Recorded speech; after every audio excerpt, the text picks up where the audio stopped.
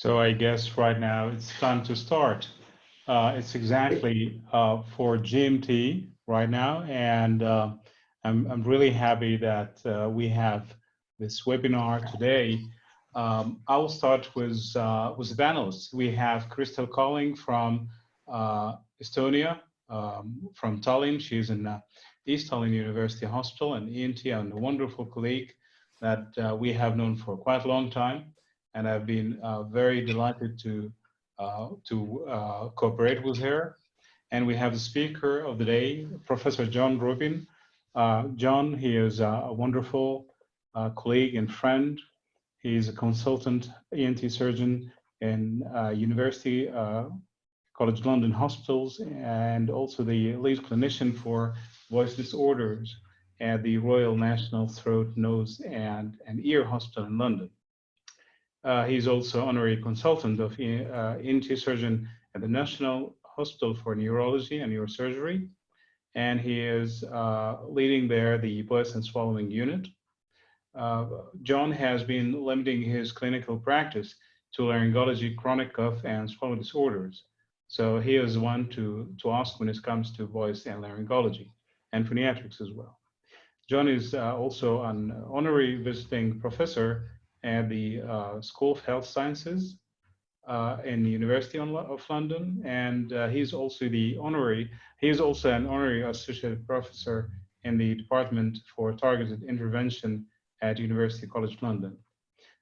John has been quite active in Union of the European Phoniatricians and also in different other associations like Collegium Medicorum Theatri and the European Academy of Voice. Actually, he's one of the founding members, and I'm really delighted that he will be today talking to us about the voice over our lifetime, which is a very interesting subject that we're all willing to hear. And I would like to also to mention that if you have questions, we will be getting to all of these questions in the end of the presentation.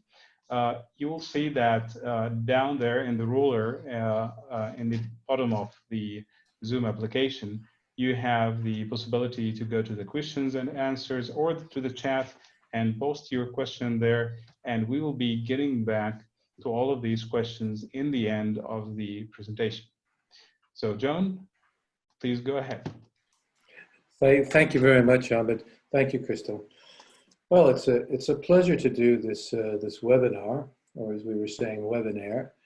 And I'm talking to everybody today about voice over the lifetime. And it's for an ENT surgeon, it's quite a broad and complex subject because I'm not an embryologist, and I'm not an endocrinologist, and I'm not a gynecologist, and a lot of these areas will be covered, at least touched upon during the talk. So I'd like to say that I'm indebted to a number of people as I was putting the talk together. Jean Abitbol, who many of you know in France, Bruce Benjamin, who's a wonderful pediatric surgeon, David Hennick, who was one of our fellows and did some very interesting work that I'll be showing you, Minoru Hirano, whose work is, of course, groundbreaking and setting, Stephen Gray, whose work I'll be touching on, Jeffrey Laitman, very interesting scientist from Sinai, Robert Sadaloff, and Michael Sadas, who is a gynecologist. So away we go. When we talk about aging of the larynx, we know that the vocal cords and the vocal tract change throughout our lifetime. The odd thing, though, when you think about it, is that voice changes when we see an older person in the clinic. It's not usually the aging process that they come to us because of. It's usually because of a neurodegenerative disorder or some other disorder, and it happens that aging is part of the problem. And that's very important to keep in mind when you're thinking about how important the aging is in the clinical presentation. So I'm going to start the talk by talking a little bit about embryology, and then the larynx in the child, and then we'll talk about a couple of times in life when extraordinary things happen to the larynx, puberty and the menopause. And when we go to talk about that, we'll have to spend some time talking about the sex hormones, testosterone, estrogen, and progesterone, because they're so important to all that. Then we'll talk about what happens as the larynx ages, the senescent larynx, and then a little bit about turning back the clock. So, where does the larynx start? What we're looking at, these pictures are from David Hennick. They're plasticine images that are taken from a mouse model, but it's very similar to the human models in the development of the larynx and the foregut. And if we focus on this little area here, this is where the bronchopulmonary area is, their little buds, pulmonary buds. And just above here, as we look at about week 4, when we first see this, is this little area that's going to become the trachea. We can see it extending as we get to about week 5. And it's just in here that we're going to be seeing the development of the vocal folds. So by the time we get to week 6, we start to see this massive mesoderm.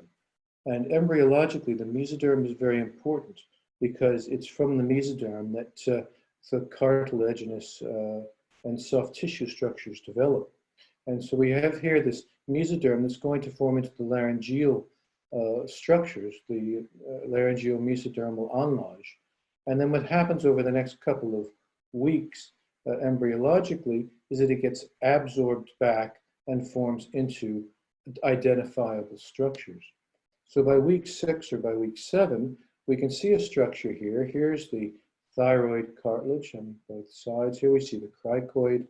We can see that the tracheal rings have started to chondrify, and we can begin to understand structures within the larynx. And it's also at this time, around week 6 or so, that if things don't go right, that we can see clefts and abnormalities. And these images taken from one of Bob Sadloff's books, here we see development of the normal larynx as this enlage is being reabsorbed into the true and false vocal folds, etc. And here we can see where things have not gone right. This is a type 1 atresia, and basically this is a complete supraglottic stenosis, and it's not compatible with life unless a tracheostomy is performed in utero. Something not quite as severe, which can happen, is a partial supraglottic stenosis, again, unless it's treated, not compatible with life. And then we have these sort of minor abnormalities that form the laryngeal webs that we see clinically. And it's not clear if indeed this is the cause, but it's likely these relatively minor abnormalities are what lead to things like sulcus vocalis or vergeture that we all have to deal with. So by the 3rd embryologic month, all of the anatomical characteristics are basically there that will be there in the newborn baby. The thyroid cartilage and the hyoid cartilages are fused, and then they separate over the next 2 years in life. And then a process of ossification begins. And the first of these cartilages that ossify are the hyoid bone, which ossifies by about the age of 2, or at least begins by the age of 2.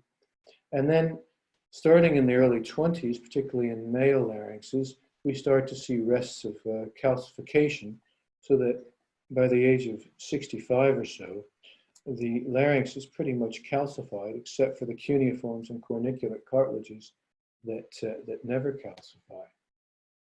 So here's a xeroradiograph from Bruce Benjamin, and we see where the larynx is at birth. If you think about, here's the epiglottis at birth, here's the soft palate, and we can see that the soft palate and the epiglottis overlap each other at birth. So the infant is an obligate nasal breather, so that the infant can breathe and suckle at the same time. And then throughout life, the larynx starts to drop, so that by the time we get someone in their 7th or 8th or 9th or 10th decades of life, if we have to do a tracheostomy on them, we often have to actually start to pull it up from the mediastinum. I'm sure many of you have had that experience. There are differences in the laryngeal skeleton between the young child and the adult.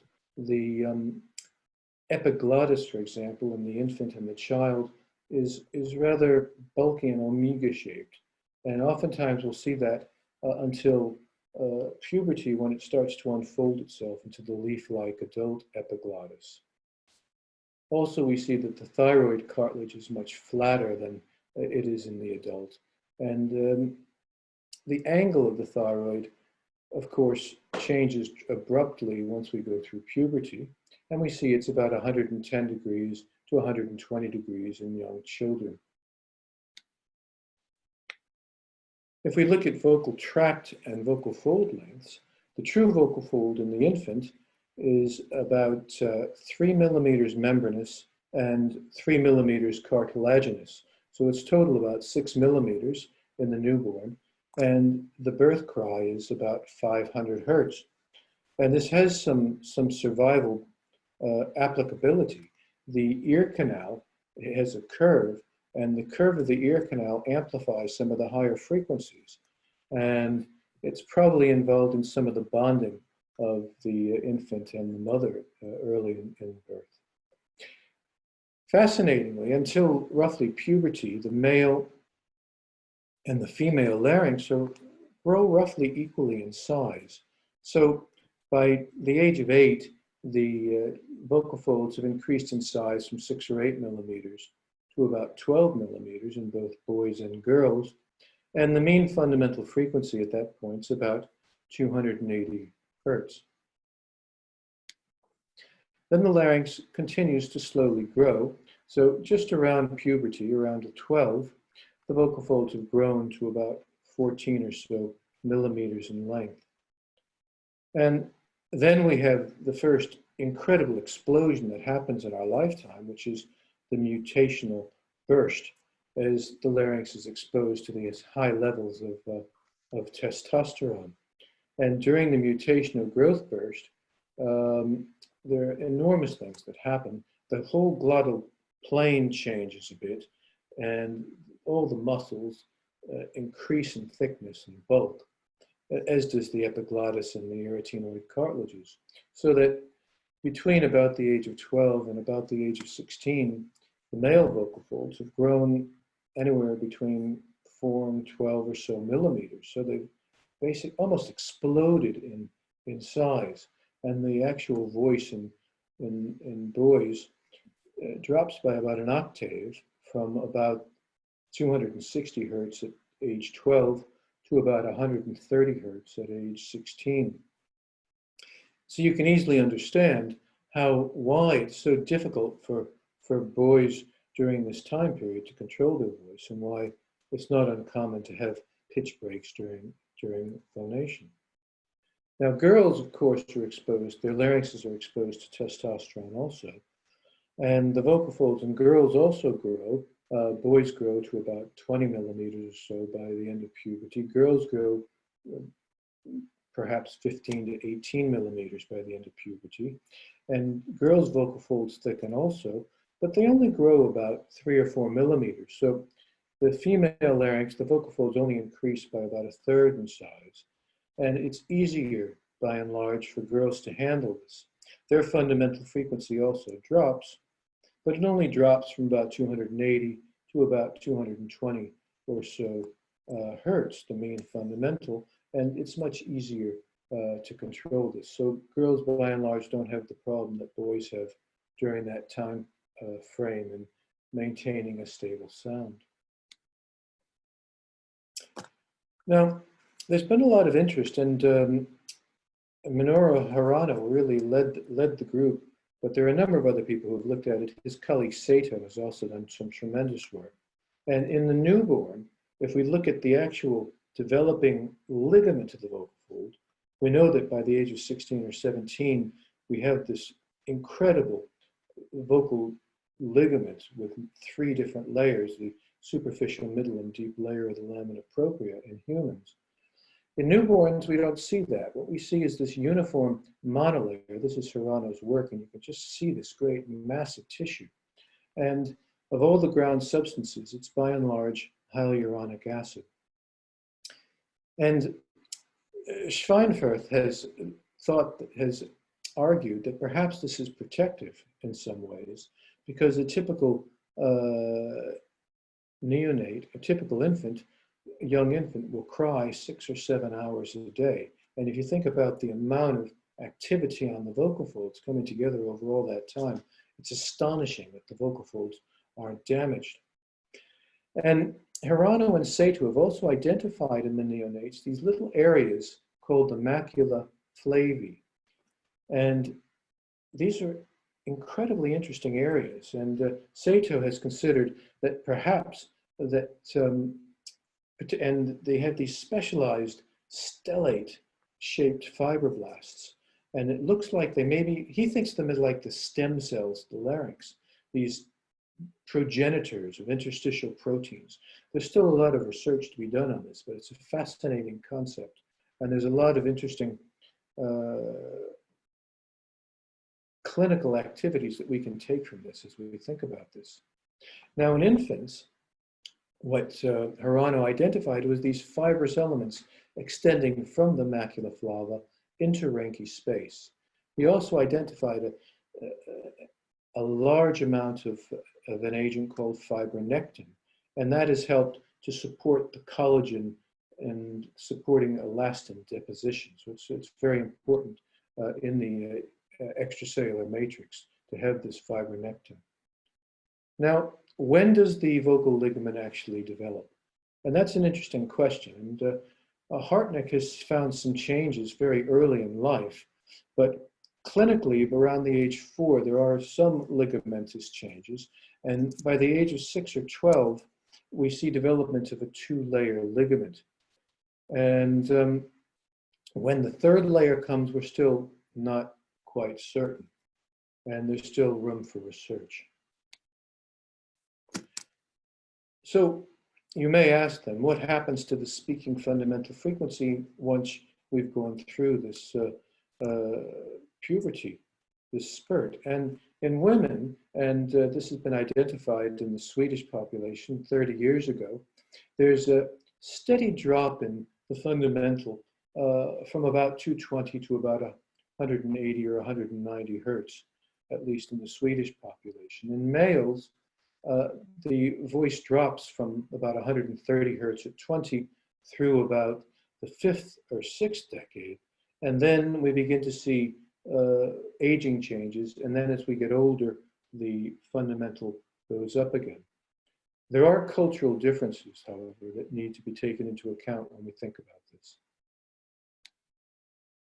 There are, of course, many other female to male differences simply on the basis of body habitus. And by and large, a female vocal tract is 15 to 17 centimeters in length, whereas the male tends to be 17 to 20 or 17 to 23 centimeters. The vital capacity of the lung is much less in the female than the male. And Ahmed has recently noted very interestingly that when you go from the I to the A vowel, the sound as it travels along the tongue has 11% more distance in men than in women to travel, which is a fascinating construct. So that brings us then to the next part of this talk, which is about the effect of hormones on the larynx. And we're specifically going to talk about the sex hormones.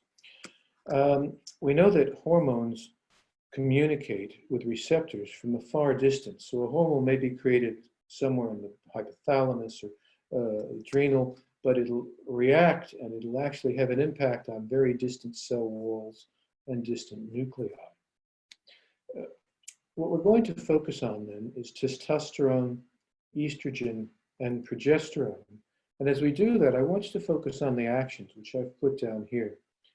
In the men, it's secreted in the testis, but also we see DHEA and other androgens being secreted in the adrenal cortex, and that's very important.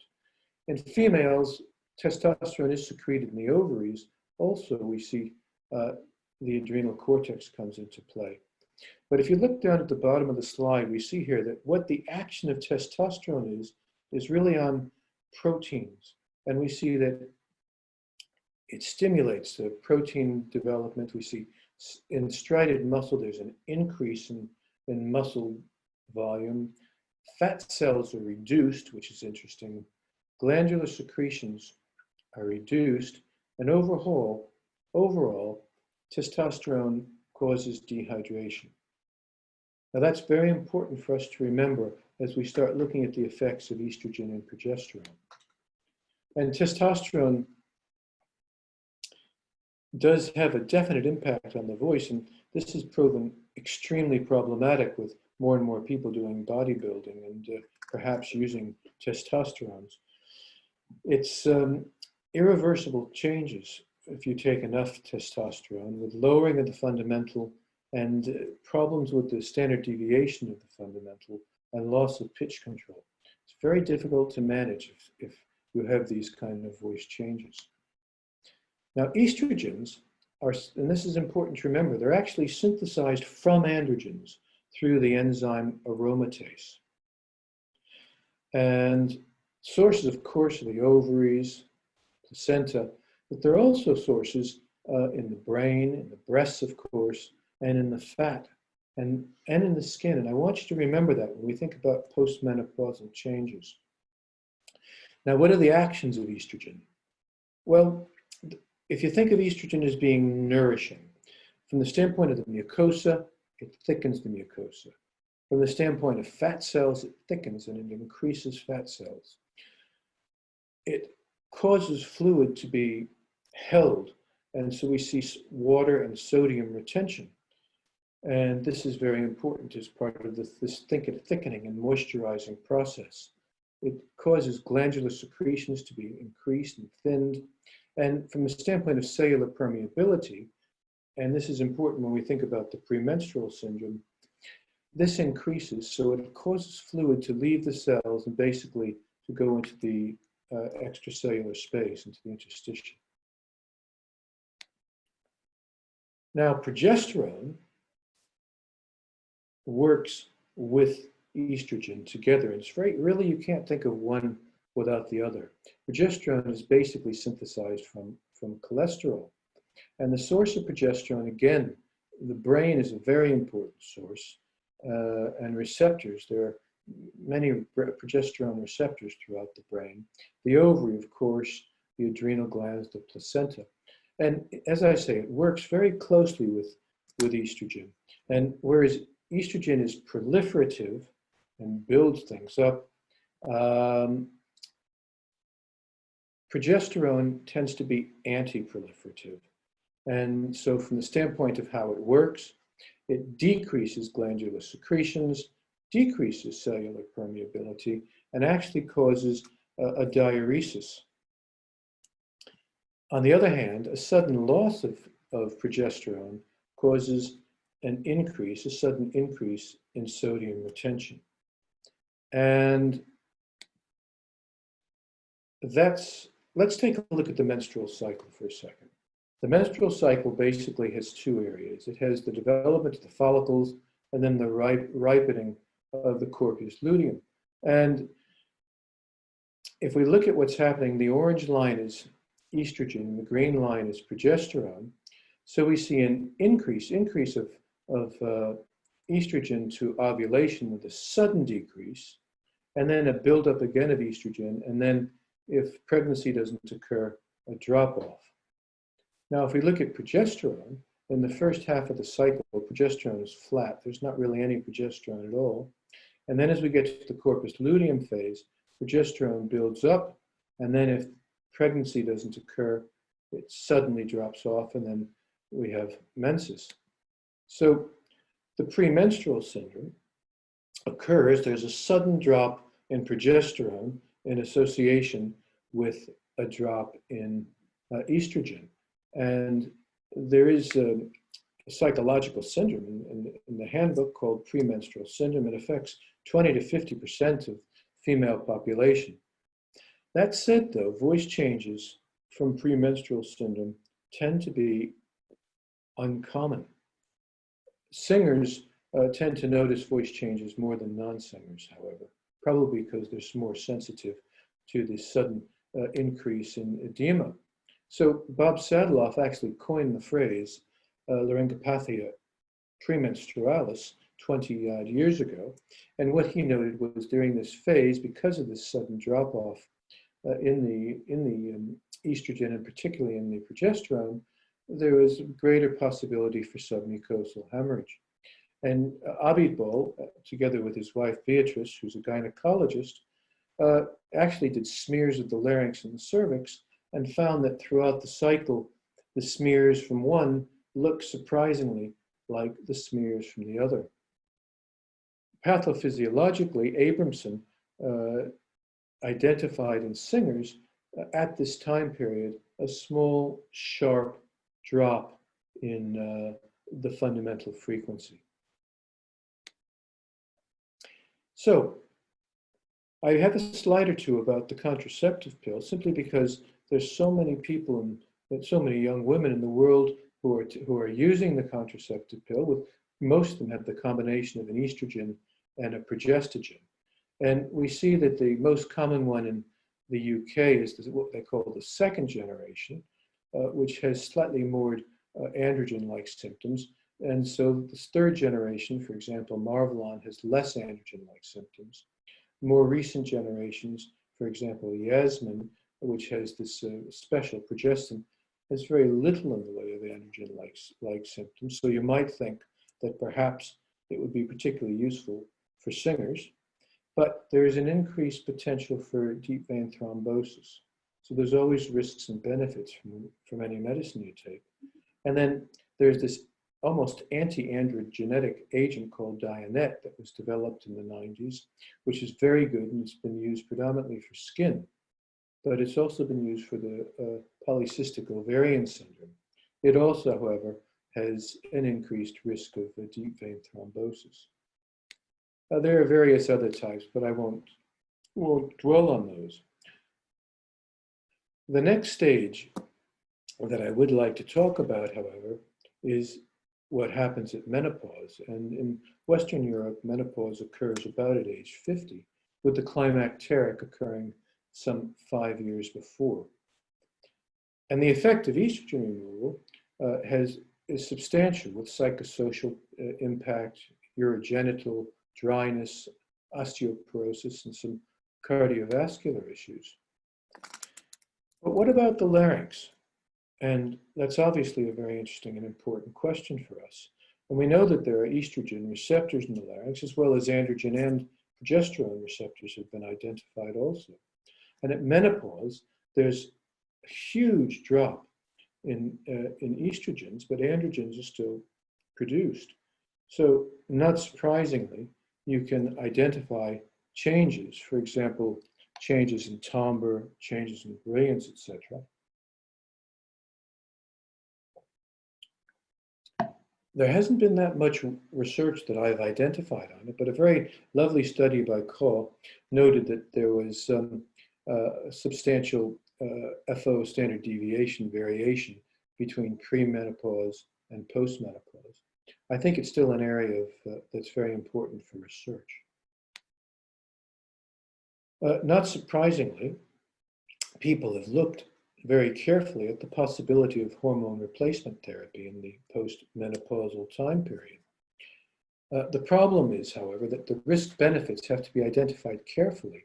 There was something called the Women's Health Initiative, which probably most of you are aware of, a very large study that came out in 2003.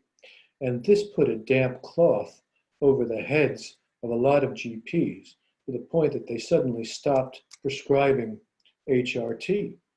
And what was identified in the Women's Health Initiative was statistically significant increase in heart disease from HRT, increase in stroke, increase in blood clots, increase of cancer of the breast. So you can very obviously understand why the GPs got cold feet about prescribing it. The problem is my friend Michael Savas, who's a gynecologist, has pointed out to me, is that the study had many flaws. It used continuous rather than intermittent estrogen and progesterone every day. There were no cycles, there was no bleeding, and at the end of the day, it was actually not a good study. And there's been a lot more recent assessments of HRT. And the more often you look at the literature, the more often you'll find that people change their minds a bit. The best recent study I found was a collaborative study that's come out in July 2019 in The Lancet. And it still demonstrates that all HRT increased the risk of breast cancer. Estrogen alone has less risk than estrogen and progesterone. On the other hand, transdermal estrogen, rather than oral estrogen, avoids passage through the liver, so there's no increased risk in stroke, no increased risk in thrombosis. And there have been a couple of studies that actually have found that early use of HRT is actually cardioprotective. But what you're asking is, well, what about the voice? Should people be taking HRT for their voice? Should singers be taking this? And the answer is that the evidence isn't really there. The only decent study that I've identified, I'm sure there are more, but the best one that I've identified was by Lindholm 20 years ago. And what they identified was that the change in fundamental frequency with HRT was less than without HRT. The problem with research has been the effect of the Women's Health Initiative and its impact on HRT.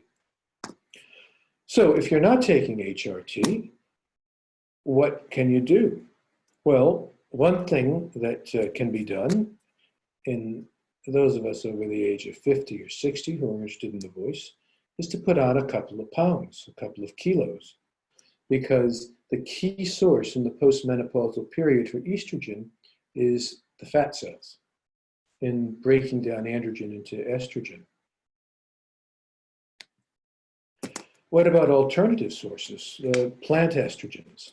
Well, there's been a lot of interest in that. And Ahmed, you'll be happy to hear that beer is a very good source. So that's very helpful. Soy is a very good source. Yams, of course, but what in America is called yams aren't really yams. They're actually sweet potato. So it's actually the African yams that you need. And there are a variety of other good sources. Lima beans, for those who can tolerate them, peas, and there's quite a number of things, as you can see. So there's still hope for us. So what about herbs? Well, the evidence base for herbs is very poor. And you have to be very careful with herbs. So I'm not recommending it. These are all herbs that have been identified as possible helps for things like flushes or mood changes. But you have to be careful. Chaste tree or the chaste berry is quite, you have to be very careful with, for example, because it has a direct impact on luteinizing hormone and progesterone. Black cohosh, which is also something that's recommended, has a direct impact on the estrogen receptor. So you have to be very careful before you just jump out and start using herbs for this kind of treatment. Where that brings us then for the next step is the elderly. And we know, and of course, our experience with the COVID virus, I think, has made us all come to realize just how isolating we've all felt in relation to this. And particularly the elderly, isolation is a big, big, big issue. So they need to communicate. So one of the things, and Kristel, you'll be happy to hear that you have this better than Ahmed, is that generally the aging larynx, women have it better than men. The male larynx starts aging very early, by the third or fourth decade in life, and it's significant, certainly by my age. And the female larynx is protected by estrogen until menopause.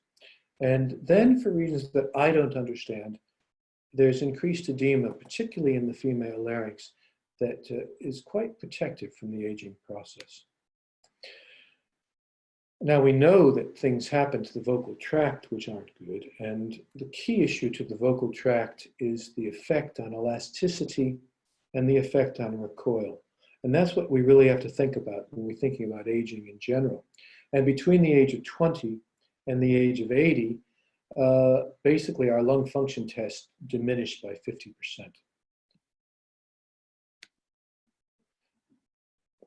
And there are other things that happen to the musculoskeletal tract. One thing that happens is that our cartilages calcify around our lungs and our rib cage.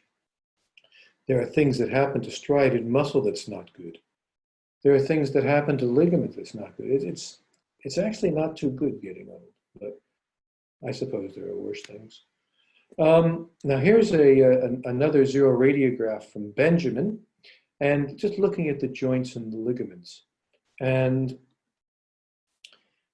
there are changes in the cricoarytenoid joint.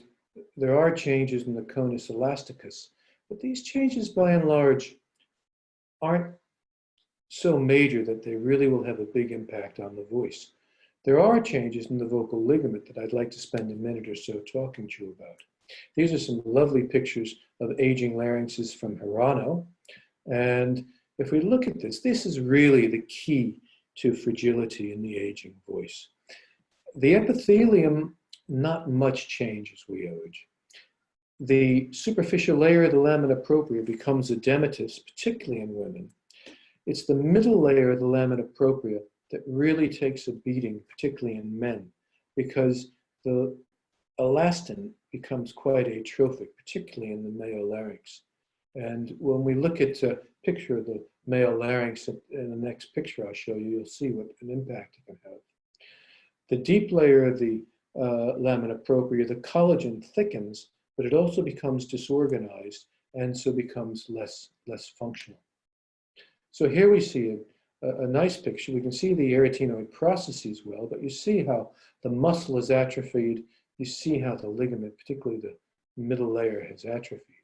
And the things that we hear when we think about aging in the voice, we hear breathiness, we hear a strained voice, a tense voice, a tremolo, we hear pitch changes, we hear roughness and variability in the fundamental frequency and higher perturbation. And this just looks at some of the correlates to why we might hear those things. It's worth just looking at that for a second, but I won't repeat what's on the slide. So,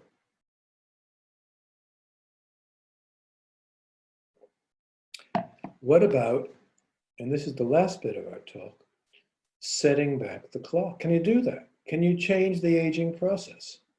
It's an interesting question. First thing to say is that we've known since Verduso's work in the early 80s that you have to think physiology, not chronology. Inter-individual variability increases dramatically with age, and that's really important. And we know that fitter elderly people have younger sounding voices than not so fit elderly people. There's been a lot of interest in exercise as medicine. And we can see here's an article that's fresh off the press on that by Gronek. But does exercise help for voice? Well, that's an interesting question that we need to ask ourselves. Now, there has been some interesting work looking at age acceleration, and there's been a lot of interest in that. And Steve Horvath, for example, from UCLA has really led on this. And he took a look at that Women's Health Initiative that we looked at, that huge study. He took a look at the In Chianti study for any Italians who are listening to this podcast, and several other studies. And he did several analyses of it. The first thing he did was he took a whole series of blood tests, something called DNA methylation. And he also looked at the telomeric changes. And there's been a lot of interest in methodology using changes in the DNA and associating it with age. I won't go into that because I don't really understand it. But there's been a huge amount of research on that in the last 5 or 6 years. And the first study that he did in 2017, looking at lifestyle and measures of these epigenetic changes, was he found, not surprisingly, that there was benefit from lowering your alcohol content and having plenty of fruit and veg and fish and poultry. And he also found benefits, not as much, but he found benefits from an epigenetic age acceleration basis from exercise and also from losing weight. Then they did another really interesting study. They did a trial. I don't know quite how, but they got it through ethics at UCLA. And they took a group of 50 to 60-year-old men and women for a year, and they had them all take growth hormone, DHEA, which is a steroid, and metformin. And what they found, and this was particularly interesting in the last 3 months of the study, between month 9 and month 12, was they found that there were substantial changes. They found that overall, the people who did this versus the controls who didn't get involved were 2.5 years younger than the controls at the end of the year. And particularly, they found that there was some changes in the thymus gland. They found thymus regeneration. They also found improvement in immune responses and reduction in inflammatory markers, particularly CRP, which everybody in the audience will be familiar with. So that's really interesting. So where are we then from the standpoint of management?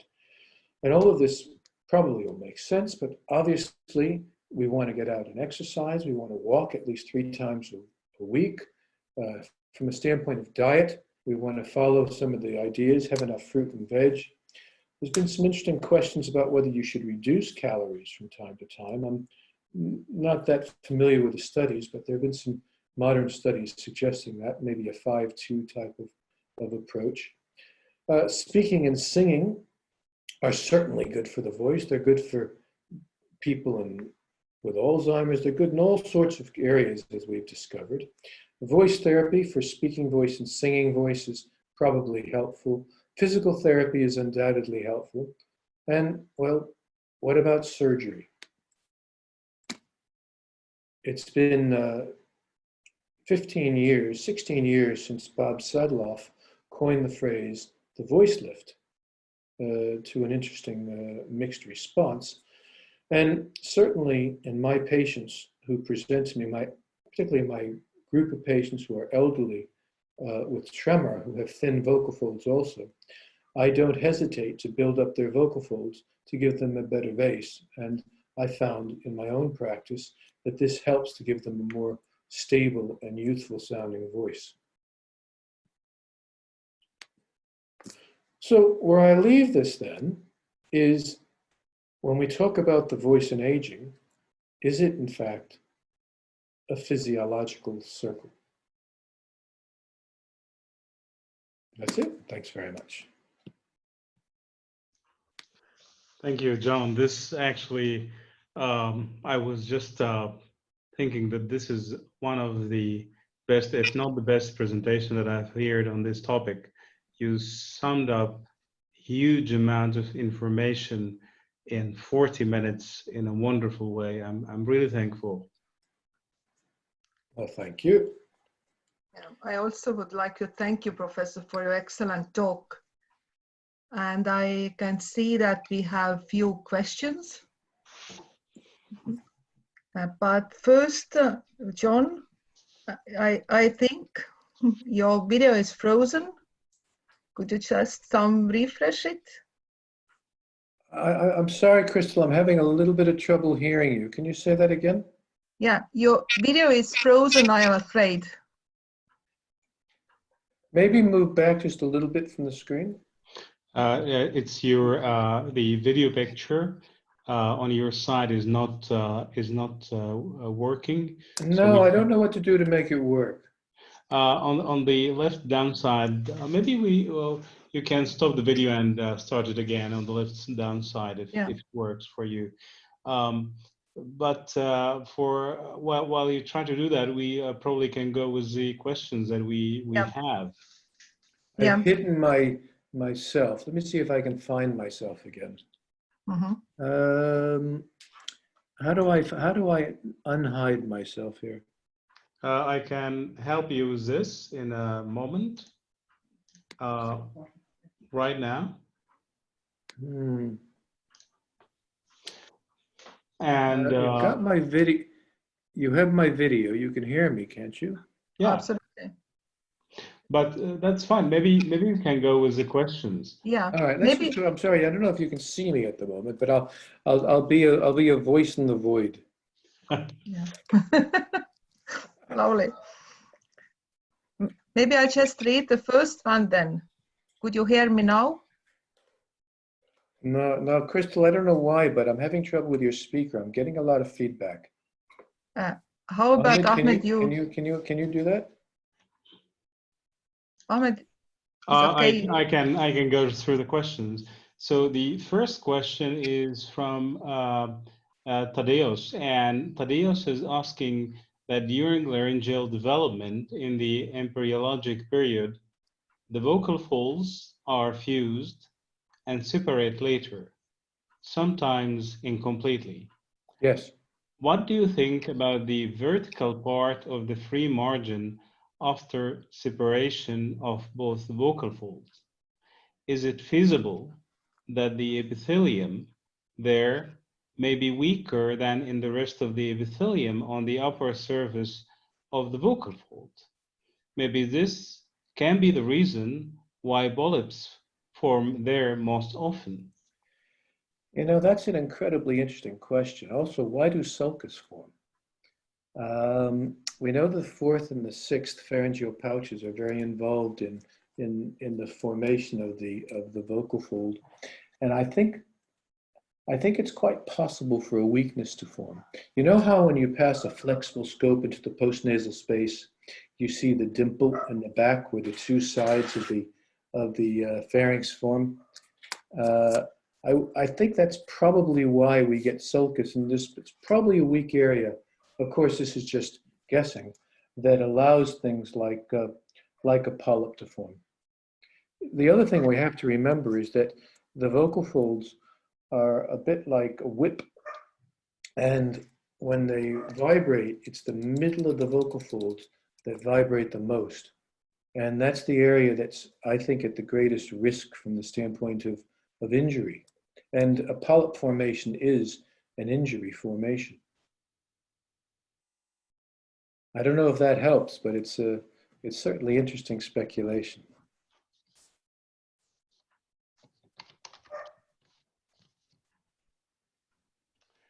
Thank you, John. And the next question from Thaddeus as well is about the treatment that you would suggest for laryngopathy during pregnancy. Treatment in pregnancy for laryngeal? For laryngopathy.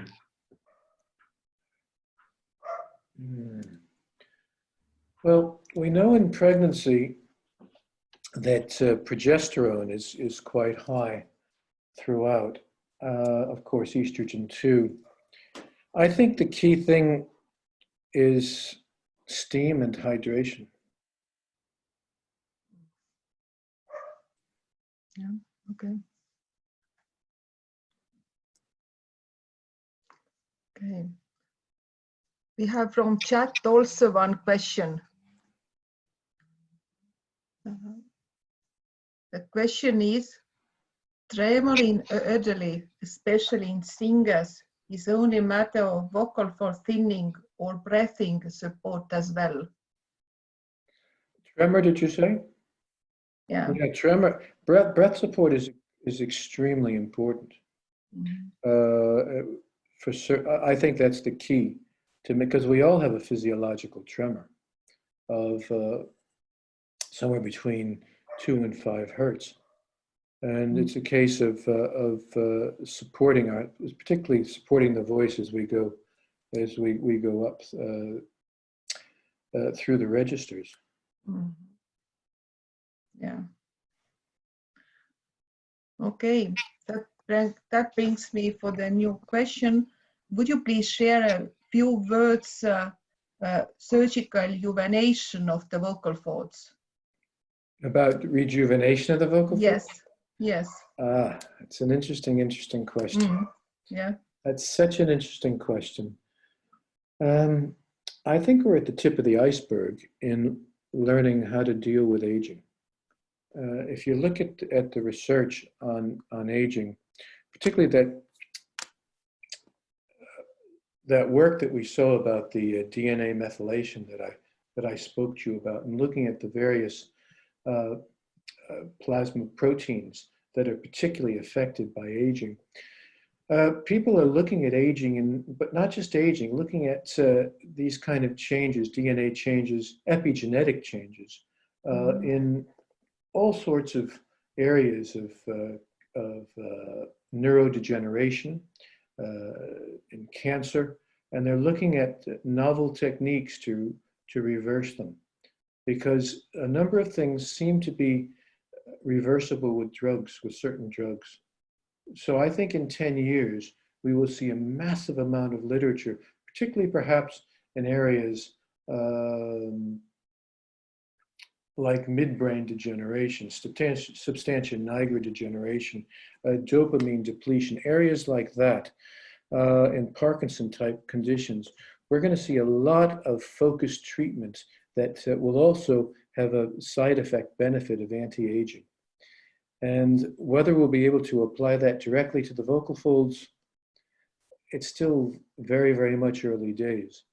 One of the things I didn't mention when I was talking about aging, but it's a big problem for all of us, is that there is a linear decrease in the number of glands that secrete around the vocal folds, in the trachea, in the ventricle, etc. And we need to find ways to maximize excretion of thin, runny fluids through those glands if we want to maintain our singing voice as we age. The only thing that at the moment we really can recommend is drinking enough water, steaming, things of that sort. But we don't really have available to us on a regular basis any medications that will help with that. And that would be a very interesting area to look at as we move forward over the next 5 to 10 years. There's a lot of work that's done in the oral literature on mucins and the different mucins in the lips and the cheeks and things. And that's an area in the larynx that has just been touched upon. But it's things that I think that we'll be seeing more and more theses on that. And I think it will translate into better use and better availability of the larynx for us as we age. Of course, the other possibility of agents that are anti-scar agents, the kind of work that Shigeru Hirano is working with, things of that sort that will help to turn scar back, which is another huge problem for us in the larynx, will also become developed more and more in the next 5, 10, 15 years, and that will help enormously. Thank you. Furthermore, we have question, what is your experience in surgery in the elderly singing voice? For example, in a presbyophonic singer. In the singing voice? Yep. Well, to maintain your voice, of course, you need abdominal support. And with the aging human, we know that our abdominal musculature becomes weakened. So we need to work on core support. So that's why things like Pilates and anything that builds up the core musculature is incredibly important. Before we think about surgery, I think we have to think about the supporting mechanism, because so many patients who come to me with a weak voice, who come to me with tremor, this goes back to that question that we had a couple of moments ago, which was a wonderful question about tremor in the aging voice, are just unable to support and to maintain their lung control and to have a stable volume of air coming up to the vocal folds. So that's the first thing to work with. The next thing to look at is vocal fold closure, because we know as we age, our vocal fold closure becomes poorer. And that, I think, particularly in my own experience, working with people with neurological issues, with tremor is a good example. Building up the vocal folds to get better closure is very helpful to allow for stability of the voice.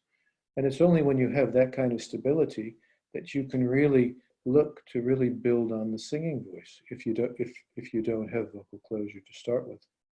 The third issue is glandular mucus.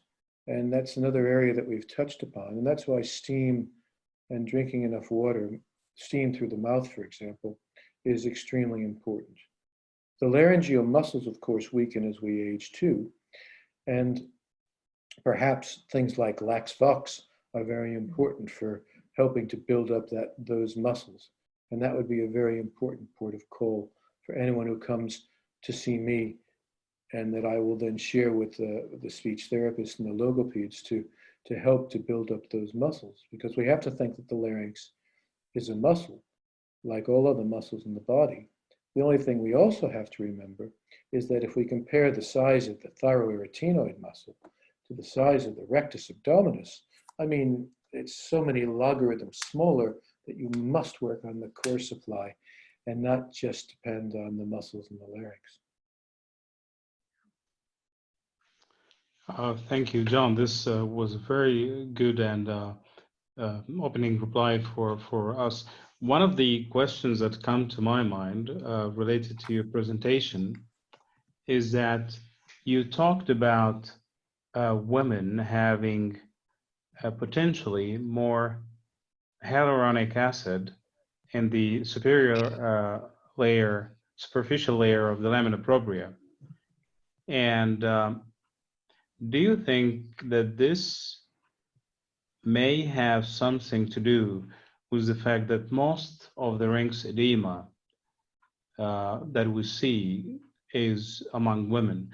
I have seen it very rarely among men. Of course, it is possible that a man with a low voice probably will not be seeking medical help, but still, it's quite often seen among the women in comparison to the men. Of course, it is rare, but or actually related to smoking. But what do you think about this this fact that we see much less men with larynx edema in comparison to women? Well, there's no question on it, but clinically, we see 20 women to every one man who comes into our office with larynx edema. So there is a huge sex predominance of females to male. Why is that? Could it be related to the hyaluronic acid? Could it be related to the fact that the female larynx is smaller? I don't know. Could it be related to the fact that the incidence of thyroid axis abnormalities is much greater in the female population than the male population? I'm not sure, but that's a possibility also. I think that the last word on larynx edema is still far from having been said. Why is it that people with larynx edema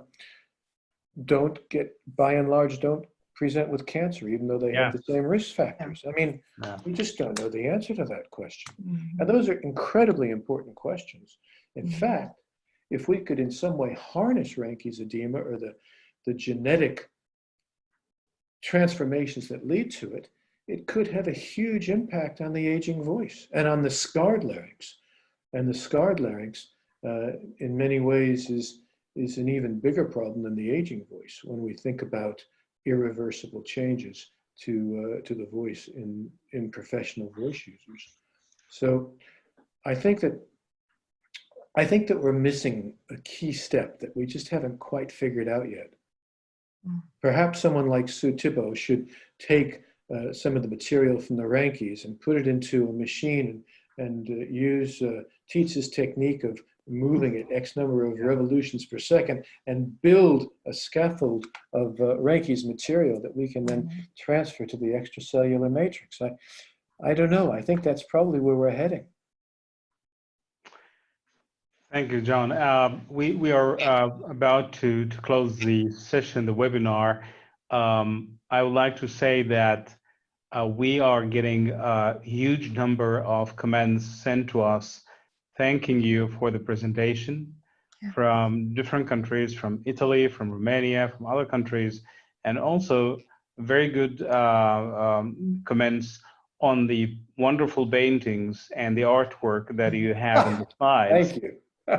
Which at some time was attracting the attention even more than the contents of the slides, according to one of the comments. So it's it has been very, very appreciated and liked. I'm thankful to you, thankful for the audience, thankful for Kristel, and I guess we will be bringing this to an end, hoping that next time probably will be in June or even before that. Let us see. And one of the things that we have been doing is right now we have the UEP YouTube channel, and of course we'll send the video to you first to see it, and if you approve it, then we can put it there. Thanks to you again, and thanks to all the attendees. Yes. This voice from the void says thank you as well to both you and Kristel. Yes. Thank you, Professor. Be well. Best to you. Thank you. Bye-bye. Bye, Ahmed. Bye-bye.